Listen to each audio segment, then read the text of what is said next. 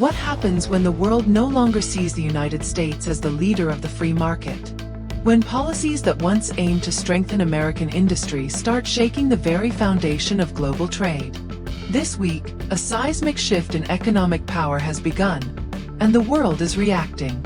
Welcome to TVAI. In the wake of President Donald Trump's sweeping tariff policy, global markets have been sent into turmoil. While the US faces its worst stock market crash since the COVID-19 pandemic, world leaders, investors, and economists from Beijing to Berlin are responding with urgency and defiance. When Trump introduced the 10% universal tariff on all imports, he framed it as a bold step to revive American manufacturing and reduce dependency on foreign goods. But beyond the headlines in Washington, the rest of the world saw something else: a declaration of economic war. In Brussels, European Union officials met for an emergency session within 24 hours of Trump's announcement. The EU Trade Commissioner called the tariffs a hostile measure that undermines decades of cooperative trade progress. Germany, Europe's industrial engine, immediately began drafting a countermeasure that includes tariffs on American cars, tech products, and even agricultural exports. China, still engaged in a cautious economic recovery, issued a sharply worded statement condemning the US move and unveiling its own set of retaliatory tariffs, some reaching up to 40%, targeting key American sectors including aerospace, soybeans, and semiconductors. The Chinese Foreign Ministry labeled the move as a reckless escalation that endangers global stability. In Tokyo, Japan's finance ministry was reportedly blindsided by the sudden announcement. Japanese markets took a sharp hit, with the Nikkei 225 plunging 5% overnight.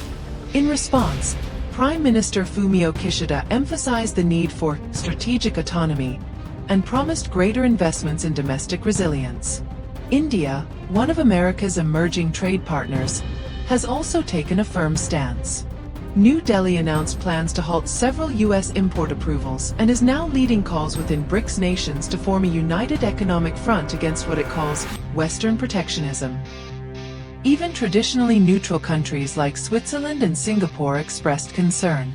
The World Economic Forum issued a rare statement warning that the U.S. move could fragment the global economy and disrupt vital supply chains in an already fragile post-pandemic world.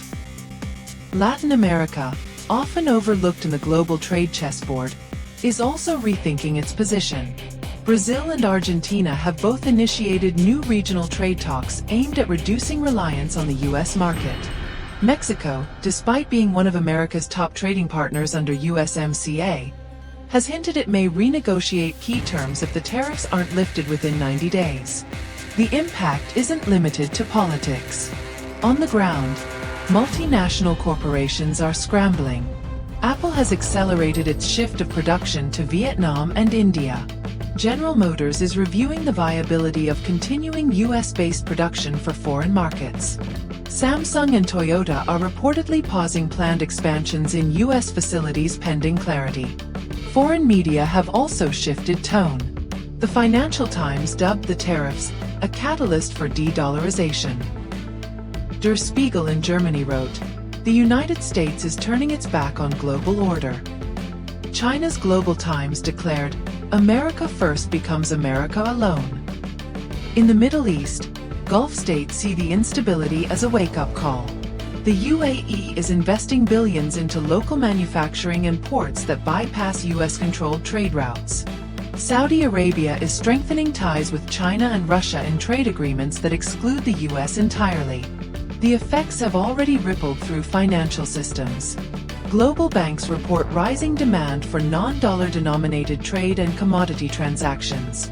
The IMF has lowered its forecast for global growth by 0.7%, citing trade fragmentation as the primary driver. But while the rest of the world scrambles, the sentiment inside the White House remains defiant. President Trump doubled down in a recent press conference, stating, "They took advantage of us for decades. Now it's our turn to win." Back in Europe, French President Emmanuel Macron offered a stark warning: trade wars do not have winners. They have survivors. And in Canada, Prime Minister Justin Trudeau said, We will not be bullied into unfair terms. We will respond proportionally and in defense of Canadian workers. The UN Secretary-General Antonio Guterres weighed in, calling the escalation deeply troubling and urging nations to pull back from the brink before the global economy fractures beyond repair. In Africa, leaders from Nigeria, Kenya, and South Africa convened a special summit to discuss trade realignment. There's growing support for intra-African trade blocs and currency systems as alternatives to reliance on the US-led economic model.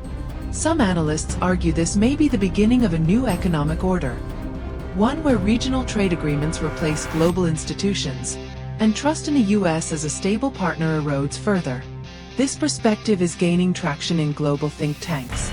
At a forum hosted in Singapore, a panelist said, "What we're witnessing is not just a trade dispute, it's a realignment of global priorities.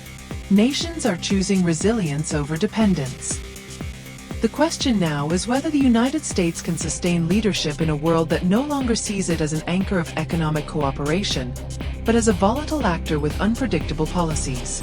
Some say Trump's gamble could, in time, force a necessary recalibration that benefits American workers. Others fear it's a path to long-term isolation. One thing is clear: the age of unquestioned US economic dominance is being tested, and the world is watching. Stay informed. Stay sharp. This is TVAI.